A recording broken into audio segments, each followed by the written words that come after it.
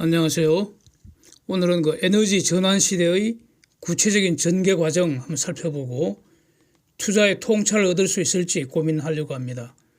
지금 우리 시대의 화두, 즉 시대적 특성은 에너지 전환기라고 할 수 있는 거 아닙니까? 인간이 지금까지 사용해온 에너지 원천인 탄소 사용을 줄이고 탄소 대신에 다른 에너지원을 사용하자는 것입니다.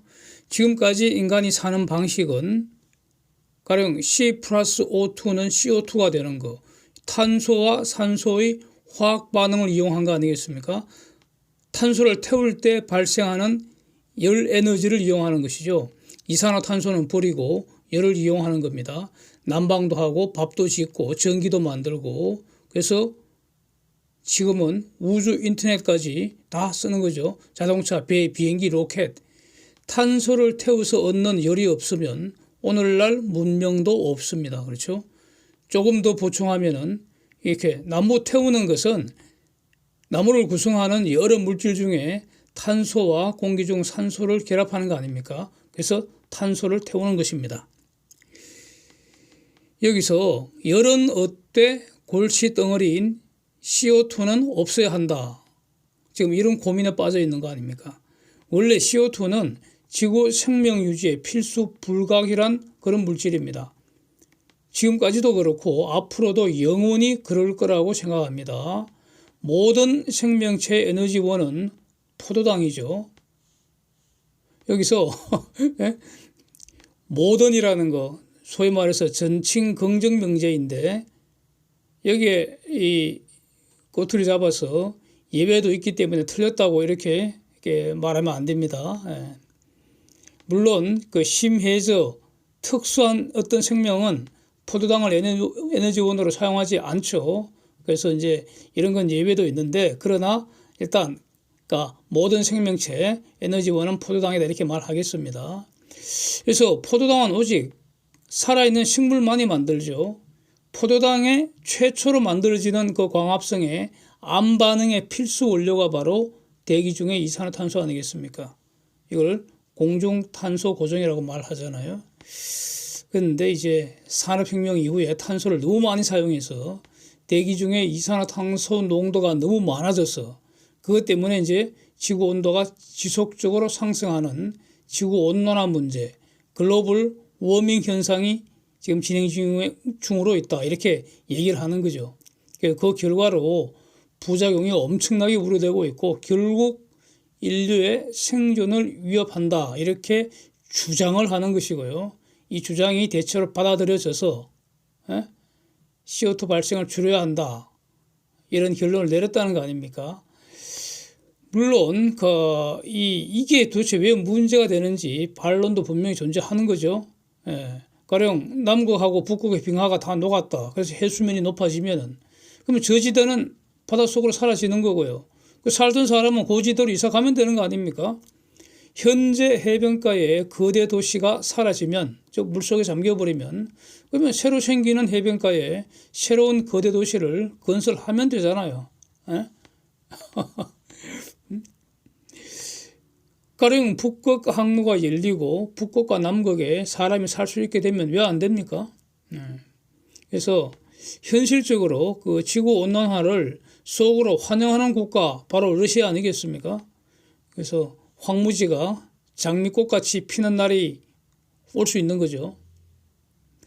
북극 항로 열리면은 수에즈 운하 상당 부분 대체될 테니까 그러면 이집트는 울겠지만은 중국, 한국, 일본, 러시아 다 웃을 거 아니겠습니까?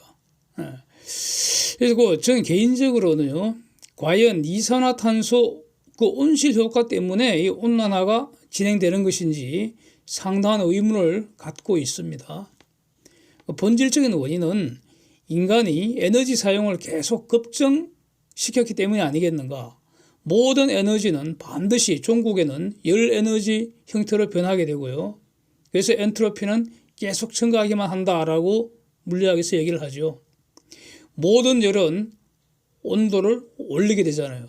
그래서 에너지 사용이 급증했기 때문에 지구 온난화가 되는 것이지 이산화탄소 때문이겠는가, 탄소 때문이겠는가 그런 의문을 갖고 있다는 뜻입니다. 그래서 이산화탄소 문제라기보다 인간이 사용하는 에너지 총량이 지속적으로 급증하는 것이 온난화 원인이 아닐까. 그렇다면은 이 궁극의 해결책은 없는 거 아닌가, 저는 그렇게 봅니다. 예? 그렇다고 저는 비관주의는 아니고요. 예? 결국 예수님 재림하시면 모든 것은 해피엔딩이 될 거다. 그래서 저는 낙천가입니다. 예. 어쨌든 하여튼 이제 실천적으로 강제적으로 탈탄소 정책이 지금 전 지구적으로 합의돼서 진행 중입니다. 저 구체적인 로드맵까지 제시된 상황이지 않습니까? 2050년까지 탄소 중립하겠다. 탄소 중립이라는 것은 기존 연도보다가 탄소 사용도 늘지 않도록 하겠다는 거죠. 줄인다는 거죠. 그 기준으로. 가령 국제회사기구 IMO 같은 데서는 2020년도부터 어떤 그 규제 시작해서 구체적으로 중간 단계로 2023년 그 규제가 다시 한 번 더 구체화되고 2030년, 2050년 갈수록 그 단계적으로 CO2 배출을 강화하는 그런 그 로드맵을 구체적으로 제시를 하고 있습니다. 이거 성질은 국제적인 강행 법규와 같아서 우리의 행동의 자유를 바로 제약하게 됩니다. 이산화탄소 배출이 기존 연도보다 더 늘지 않도록 그 기준을 줄이도록 하겠다. 구체적인 정책 목표가 지금 제시되어 갖고 실천되고 있습니다. 그래서 이거 안 지키면은 가령 멀쩡한 배를 운행을 못하게 하거나 아니면은 수출할 때 탄소세를 물린다는 겁니다. 가령 EU에서 제시한 기준은 이런 거 아닙니까? EU 수입품이 만든 곳에서 EU가 만드는 것보다 탄소를 더 많이 사용한 경우라면은 그러면 EU보다 탄소 사용이 증가분에 대응해서 수입관세 물리겠다는 겁니다. 그래서 수출할 때 탄소세 때문에 비용이 증가하게 된다는 겁니다. 열심히 돈 벌어놨는데 돈이 틀릴 수 있다는 거죠. 그래서 같은 일을 해도 탄소를 지금 적게 태우고 일을 해야만 돈을 벌 수 있다는 겁니다. 그 다음에 탄소 배출권이라는 새로운 경제제가 지금 창출되어서 이미 사고 팔리고 있죠. 오래됐습니다. 그렇죠? 그래서 지금 이런 상황에서 이제 수소 경제라는 말 또는 그 개념이 지금 인기 절정입니다. 완전 상한가인 것 같습니다. 상투라는 거죠. 수소 경제라는 거는 개념이 이런 거죠. 수소를 태우면, 즉 중학교 1학년 때 배운 것이 EH2 플러스 O2는 EH2O 된다. 이거 아닙니까? 그래서 수소를 태우면은 물이 생기면서 열 에너지가 방출된다는 겁니다. 그래서 열은 생기는데 골칫덩어리인 이산화탄소는 없다는 겁니다. 와, 일견 완전 대박입니다, 이거. 그래서 이제 수소 경제 지금 인기 절정인데 문제는 태울 수소가 어디에 있습니까? 이게 문제입니다. 수소만 있다면 대박이 맞습니다. 근데 태울 수소는 어디에 있습니까? 탄소는요, 탄소 화합물인 가령 석탄이나 석유나 가스 이런 형태로 땅 속에 묻혀 있습니다. 깊은 바다 속에 있는 그것도 바다 밑에 있는 땅 속에 묻혀 있는 거죠. 그래서 인간은 탄광이나 유전이나 가스전 이런 걸 통해서 탄소를 채집해서 바로 사용할 수 있습니다. 물론 석유, 석탄, 가스 이런 데 수소도 당연히 들어가 있습니다. 그러나 저 형태로 바로 이용할 수 있다는 거죠. 이것이 탄소와 수소의 다른 점입니다. 그래서 이런 석탄, 석유, 가스 이런 것들의 본질은 과거 태양 에너지가 변해서 저장된 모습입니다. 그렇죠. 광합성의 결과로 번성하던 과거의 동물, 식물이 변화된 모습입니다. 그래서 지금 이 내용이 과거에는 고갈론이 있었는데 지금은 그렇지 않죠. 인간이 앞으로 적어도 수백 년 사용하고도 남을 정도로 풍부하다는 겁니다. 석유, 가스, 석탄 풍부합니다. 그래서 채굴 기술도 고도로 발달해서 값이 가장 쌉니다. 모든 것이 탄소를 가장 효율적으로 사용할 수 있도록 지금 우리 문명 구조가 설계되어 있습니다. 그런데 이 수소는 말이죠. 우주의 75%를 차지하는 그냥 넘쳐나는 가장 풍부한 원소라는데 지구에서 단독으로 존재할 수가 없습니다. 이거. 예? 지구에서는 가장 많은 그 형태로 존재하는 게 물이죠. 그리고 이 수소라는 놈은 영하 253도 이하에서 액체가 됩니다. 그보다 높은 온도에서는 기본적으로 기체입니다. 그래서 상온에서 우리가 활동하는 상온에서 수소는 너무 가벼워서 그냥 다 우주로 날아간다는 거죠. 그래서 수소는 수소 광산이나 수소 가스전 이런 데서 이런 채집을 할 수가 없습니다. 수소를 포함하고 있는 화합물을 이걸 원료로 해서 수소를 분리를 해내야 합니다. 수소는 수소 화합물에 분해해서 추출해야 합니다. 그래서 수소는 물은 H2O니까 수소 H가 있는 거죠. 암모니아 NH3 아닙니까? 그래서 질소 하나에 수소 3개가 붙어 있습니다. 메탄이 천연가스 주 성분인데 CH4죠. 탄소 하나에 수소 4개. 에탄 C2H6, 포도당 C6H12O6 이렇게 단백질 그 구성분자인 아미노산에도 수소가 있고요. 네? 지방에도 수소가 있습니다. 그래서 우리 간단한 상식, 그러니까 질량 보존 법칙 이렇게 하면 아주 골치 아프지만 간단하게 이런 겁니다. 수소 자체를 만드는 것은 불가능합니다. 그건 불가능합니다. 마치 칼슘이나 철이나 이런 거 기본 원소 자체를 만들 수 없는 것과 같은 이치입니다. 수소나 칼슘이나 아연이나 철 이런 어떤 무기질 이런 것들은 창세기 1장에서 하나님이 창조하신 그대로 언제나 존재하는 것이지 인간이 인위적으로 만들거나 없애거나 이렇게 할 수 없습니다. 예? 그래서 여기서도 핵 분열 현상 이걸 예로 들면서 에너지 보존 법칙 들고 나오고 그렇게 논하는 거 아닙니다. 예. 하여튼 그래서 수소 자체를 절대로 만들 수는 없고요. 있는 수소를 소멸시킬 수도 없습니다. 예. 다른 원소와 결합해서 화학적으로 결합해서 다른 화합물로 그 존재 형태가 바뀔 뿐입니다.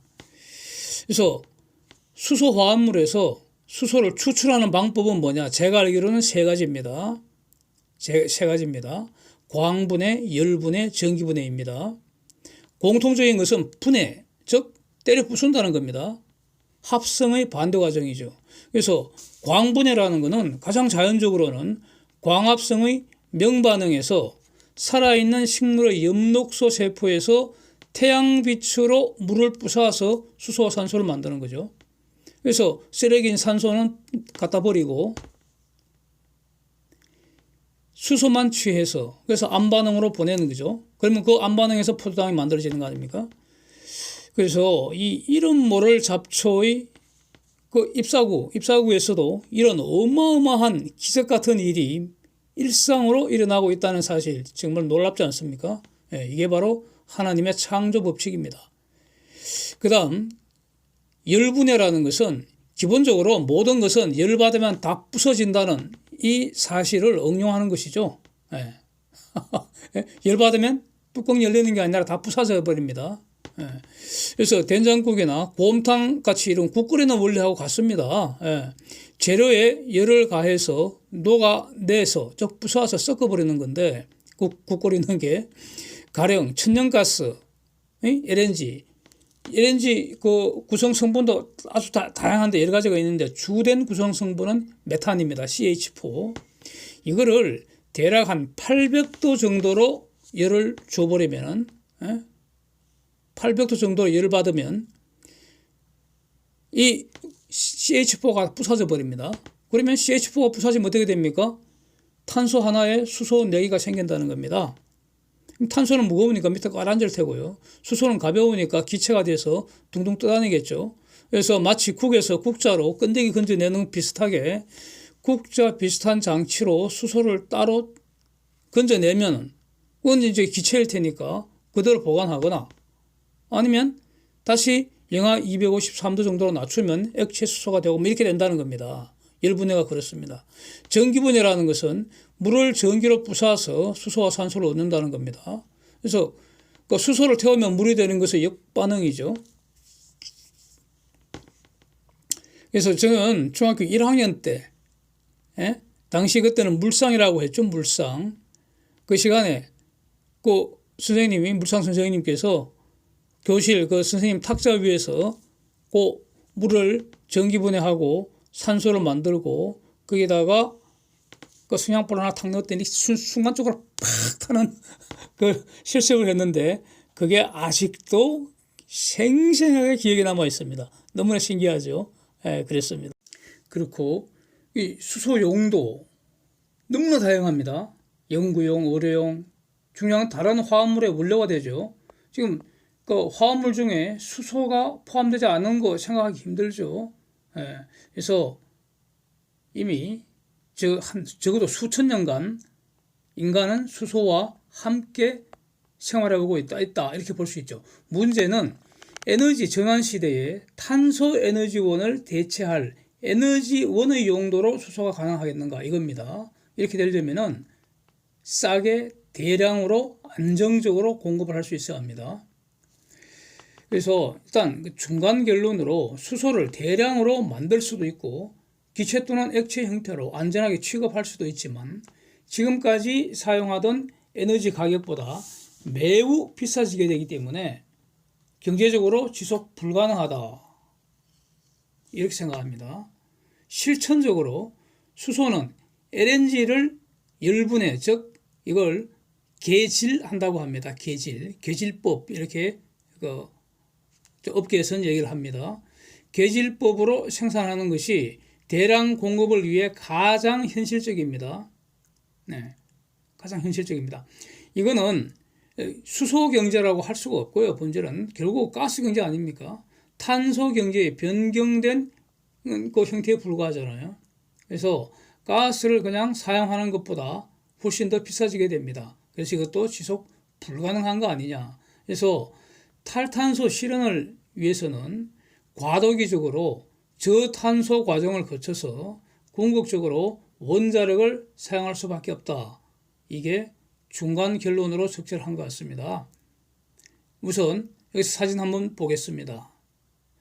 2021년 금년 그 가을 킨텍스에서 수소경제 큰 전시회에 있었는데 저는 이런 그 중요한 전시회에 있으면은 항상 다녀옵니다. 가면은 그 있는 분들하고 여러 가지 토론하는 걸 매우 좋아합니다. 그래서 쟁점들이 굉장히 많은데 오늘은 요거 딱 한 가지만 다루어 보겠습니다. 다음 기회에 다 다룰 예정입니다.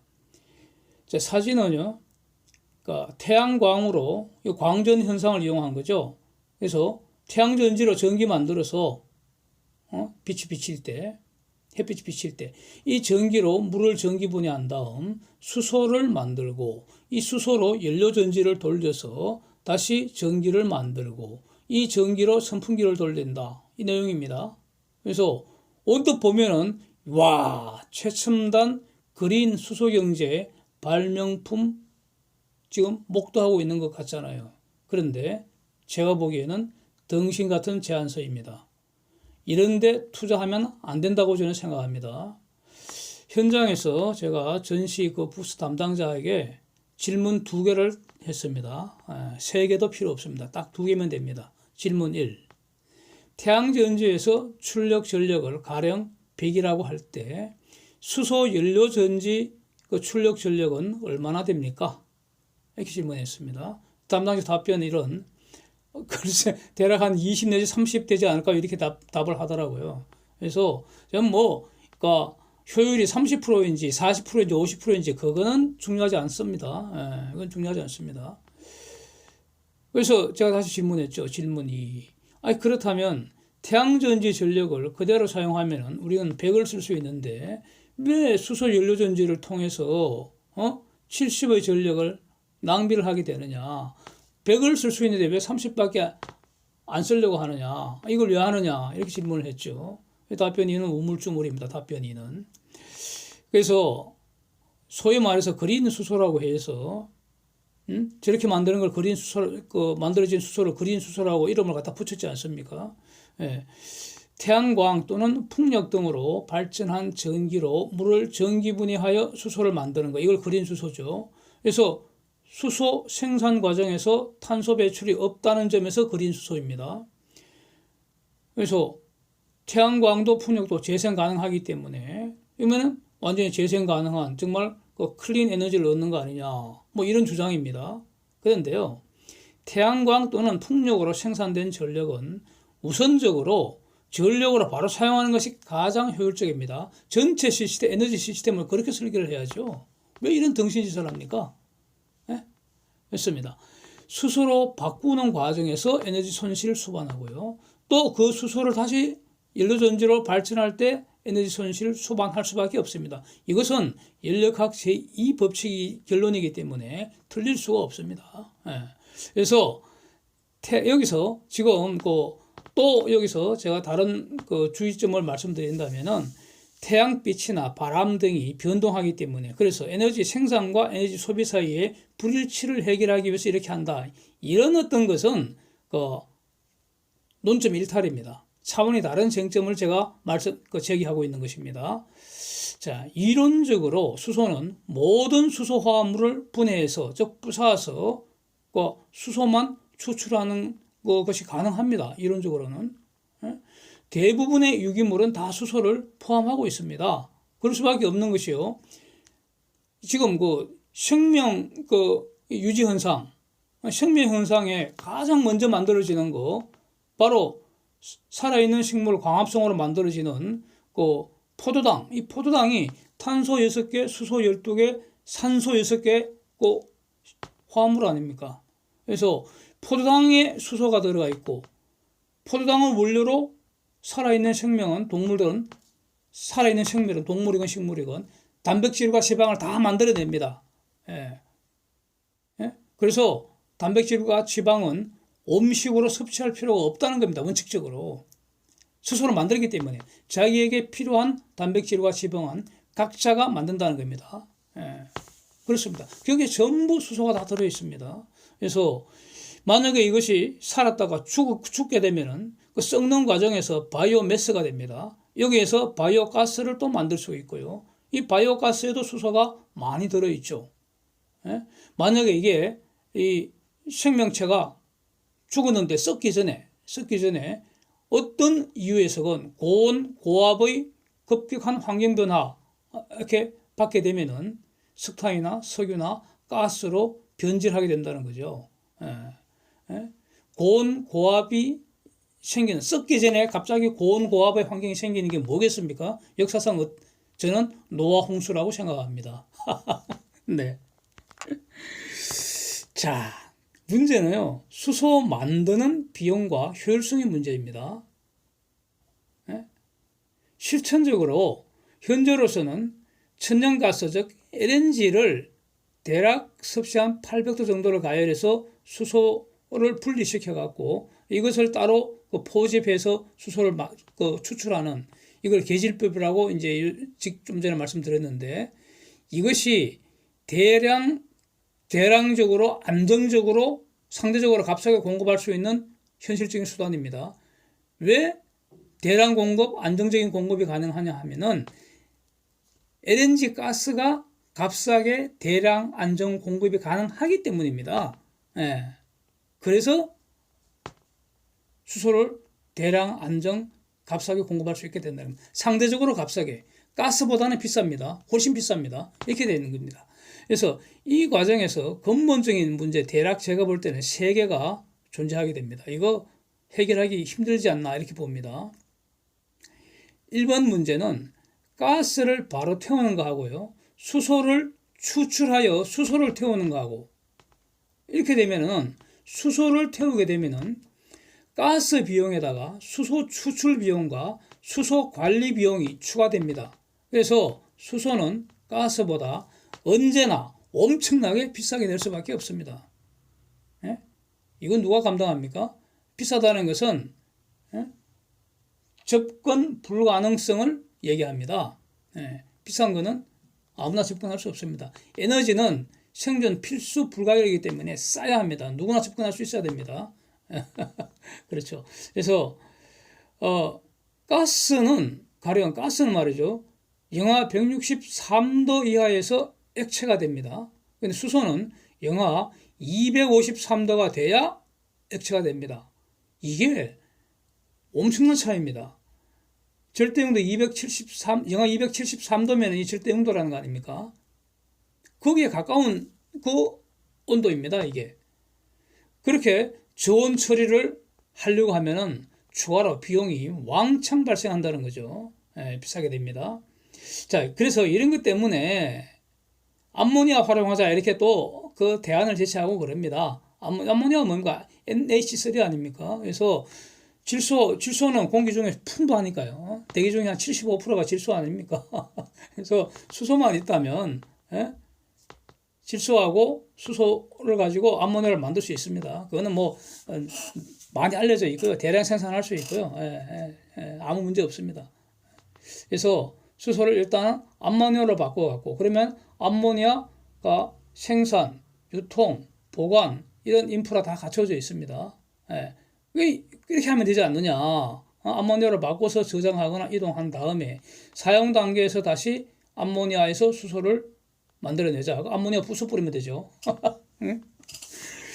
그러면 이제 질소하고 수소로 분리된다. 수소자 뭐 이렇게 아이디어를 내고 하는데 이것도 저는 이것도 덩신짓이라고 봅니다. 수소를 암모니아로 만들 때, 암모니아를 다시 수소로 만들 때 다 에너지가 됩니다. 인력학 제2법칙. 그래서 그 다음에 여기에 추가해서 암모니아 자체가 매우 유독물질입니다. 유독물질. 또 다른 문제가 발생하는 것이죠. 그래서 자, 이런 문제 첫 번째 문제 있고요. 두 번째 그 문제가 가스에서 수소를 만들기 위해 즉 계질 공정 과정에서 불도 에너지가 필요합니다. 800도까지 올려줘야 되잖아요. 그 어떻게 올릴 겁니까? 에너지가 됩니다.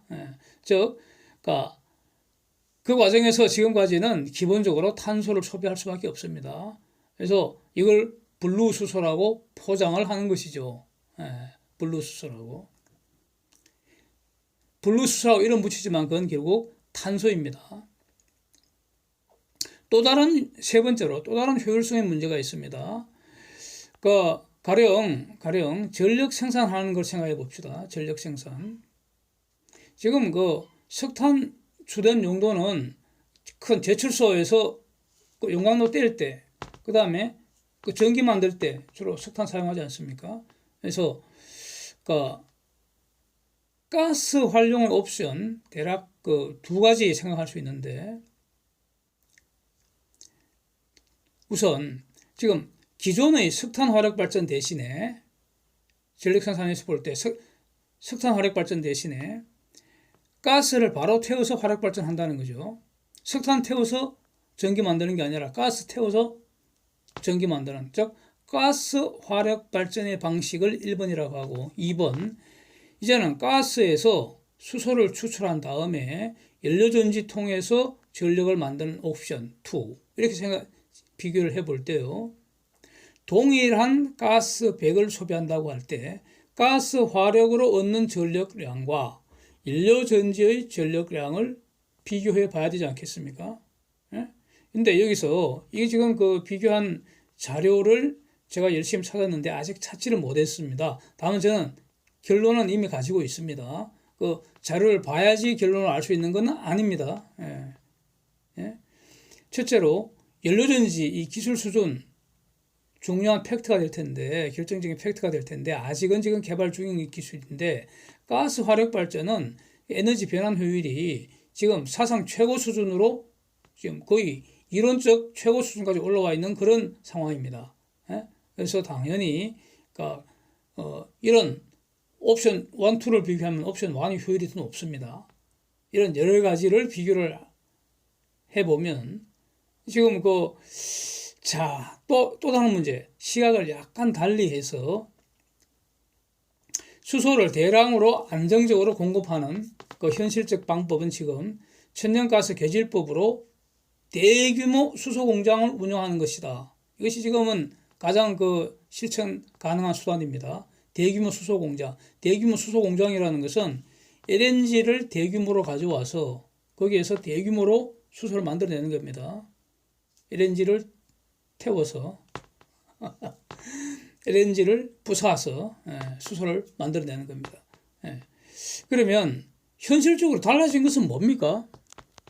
현실적으로 달라진 것은 지금까지는 에너지의 최종 소비 단계에서 소비 장소에서 탄소를 찔끔찔끔 배출했다는 겁니다. 가령 자동차가 달리는 장소에서 달릴 때마다 매 순간 탄소를 계속 배출했습니다. 지금부터는 어떻게 한다는 겁니까? 만약에 저런 수소 공장을 대규모를 운영을 한다면은, 그러면 지금부터는 수소 공장에서 계질법으로 가스에서 수소를 추출할 때 그때 탄소를 대량으로 집중적으로 배출해버리고, 사용하는 곳에서는 최종 소비 단계에서는 탄소 배출 방지하겠다, 이런 아이디어입니다. 그렇죠? 그래서 또 다른 방식으로 만약에 CO2를 똥이라고 생각한다면은, 사람들이 말이죠, 온 다니면서 막 길거리 다닐 때마다 찔끔찔끔 온갖 모든 도로에다 다 지금 똥을 싸고 다닌다고. 그러면 그 치우려면은 이거 얼마나 힘들어. 그러지 말고 똥은 한 곳에 모아서 다 싸라, 이겁니다. 한 곳에 모아서 똥 싸는 곳이 수소 공장입니다. 뭐 그렇게 생각할 수도 있겠죠. 그런데 이것이 뭐 수소 경제라고 할 수 있겠느냐? 엄밀하게는 그냥 석탄 경제가 가스 경제로 바꾼 것밖에 더 되느냐, 이런 겁니다. 그래서 여전히 탄소 경제 아니겠는가. 그래서 수소 생산 비용과 수소 관리 비용이 지금 추가되기 때문에 에너지 비용 증가 불가피합니다. 그래도 어쨌든 지금 그 전 지구적으로 이산화탄소 줄여야 한다, 정책 목표가 지금 설정이 되어 있고 강행법규로서 추진하고 있기 때문에 가장 그래도 실천 가능한, 그리고 또 지속 가능한 모델이 LNG를 가지고 수소를 만들어내고, 그래서 결국 이제 필요한 곳에서 수소를 태워서 우리 원하는 걸 얻고, 아니면은 전기차로 가든가 뭐 이렇게 가는 것이죠. 그리고 또 한편 여기서 CCUS라는 그런 기술이 있습니다. 카본 캡처 유틸리제이션 스토리지, 약자입니다. 카본 캡처. 수소 공장에서 수소 생산 과정에서 발생하는 탄소를 포집을 하는 거죠. 별도로 모으는 겁니다. 그거를, 탄소도 중요한 기초 원소이기 때문에 이거를 다른 여러 가지 물질을 만드는데 원재료로 재활용할 수도 있습니다. 그런 어떤 연구들이 벌써 아주 오랫동안 상당하게 지금 진행되고 있습니다. 전 세계적으로 난리죠. 이건 뭐 만들면 큰 돈이 되는 거니까. 그래서 이걸 재활용하거나 유틸리제이션, 또는 그래도 썩어 남는 이산화탄소는 대기 중에 방출하지 말고, 이산화탄소를 대기 중에 방출하는 것이 지금 문제라고 얘기를 하고 있기 때문에, 그래서 방출하지 말고 그냥 깊은 바닷속에 파묻어 버리자, 이런 겁니다. 스토리지. 그래서 이 CCUS는 이미 기술적으로는 상당 정도 가능하고요. 문제는 비용의 문제입니다. 그래서 앞으로 상당 기간 동안 적어도 2030, 40, 그 정도까지는 기존의 탄소 경제는 석탄이나 석유 중심에서 CCUS를 활용하는 그런 천연가스 중심으로 전환되지 않겠는가.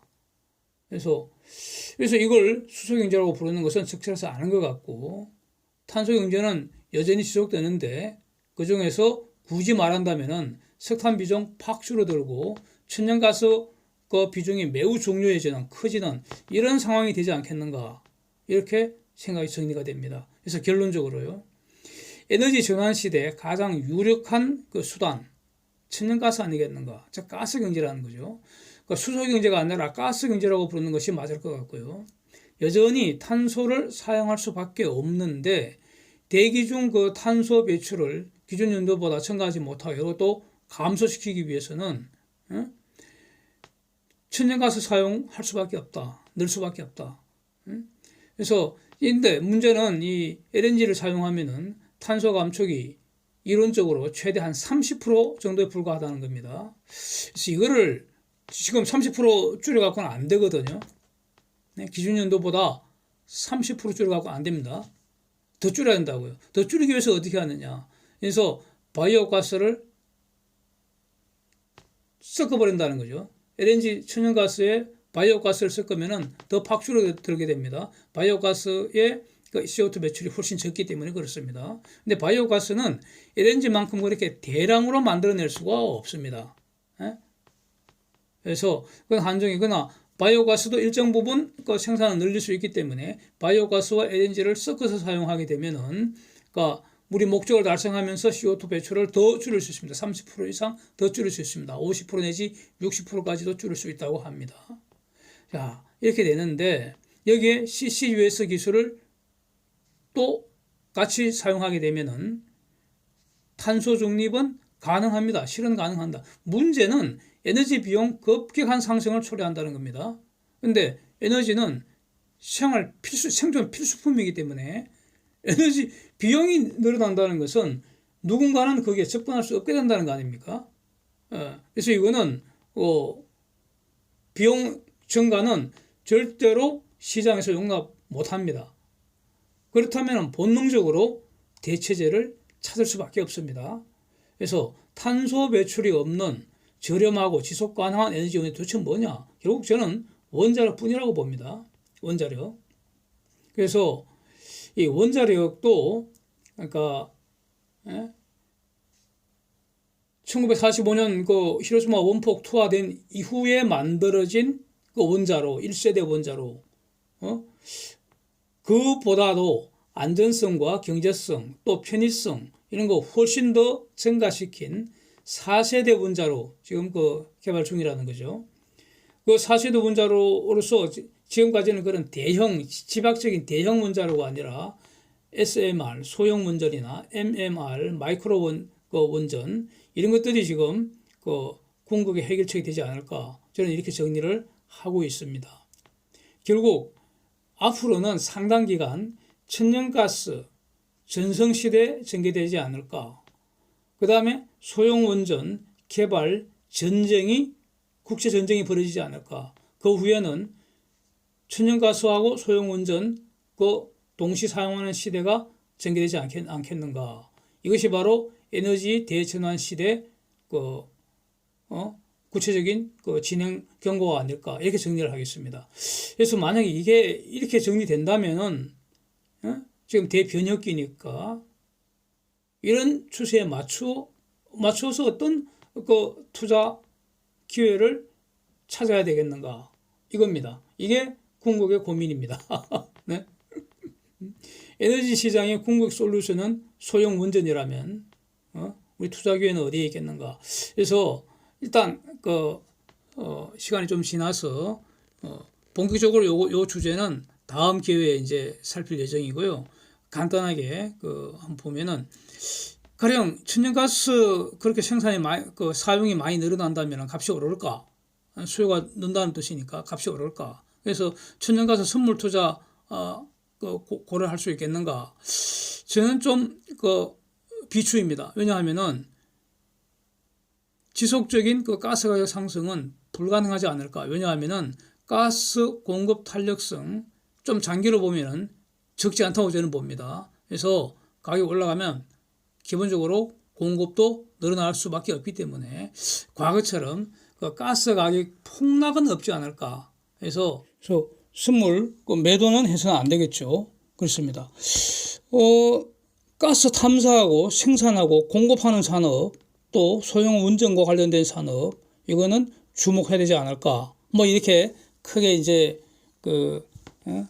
개략적으로 이 정도만 말씀드리고요. 다음 시간에 투자 전략 좀 더 상세히 한번 살펴보려고 합니다. 사실은 투자 전략 모셔가는 것이 본론이고요. 오늘 거는 서론이라고 보는 게 맞을 것 같습니다.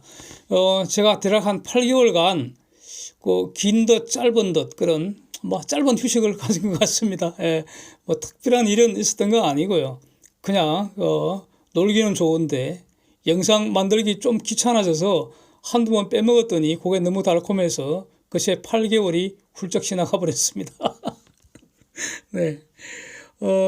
평소와 전혀 다름없이 신나게 살고 있습니다. 과학, 공학, 경제, 어떤 전략적인 거. 그래서 이런 세상 고민 다 짊어지고 가는 것 같은데 세상은 저 없이도 지금 잘 돌아가고 있고 그렇죠. 좀 특이한 건 이렇습니다. 평생에 처음으로 토이푸들 지금 입양해서 키우고 있습니다. 이름이 보리입니다. 보리. 2021년 4월 19일생 수컷인데 7월 3일 입양해서 이제 월령 8개월째 아주 건강하게 같이 살고 있는데 비건식으로 키우고 있습니다. 그래서 고기, 생선, 우유, 계란, 우유 들어가는 모든 제품 이런 거 전혀 먹지 않습니다. 완전 자연식으로 비건식으로 먹습니다. 그다음에 이게 요즘은